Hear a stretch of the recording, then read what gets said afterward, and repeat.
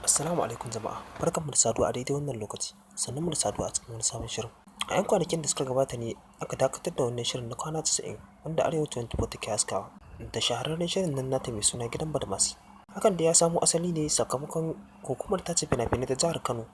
Idan aka yi wa'annan wasanni ba a bada su ta tace su kafin a wallafa su. Da da sanin cewar wa'annan shahararrun fina-finai suna da magoya baya masu kallon su, hakan bai saka an ɗaga musu ƙafa ba. Abin dubawa a nan dai shine an ƙayyade wa Arewa 24 wani lokaci wanda ake buƙatar ta dakatar da wannan. Abin dubawa a nan shine ko shin Arewa 24 za ta yadda ta karɓi wannan dakatarwar da aka yi mata.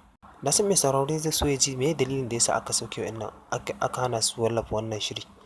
Kaɗan daga cikin dalilan dai shine babban jigo dai a ciki zargin da ake yi musu shine sukar gwamnatin jihar Kano kai tsaye, domin wasu abubuwan da ake yi a cikin shirin suna makamanceniya da irin mulkin da ake tafiyar da shi a cikin jihar ta Kano.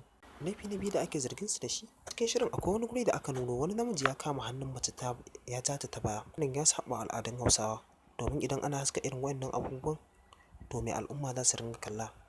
Sannan kuma meye makomar yaranmu idan suna kallon irin waɗannan abubuwan tun suna ƙananan su, hakan zai iya gurɓata tarbiyyarsu. Allah ya kiyaye mu, ba mu ikon tsare mutuncin kanmu.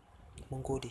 Idan wannan shine farkon zuwan ka wannan channel, ka danna subscribe, sannan ka danna ƙararrawar sanarwa don sanar da kai da zarar mun ɗaura bidiyo.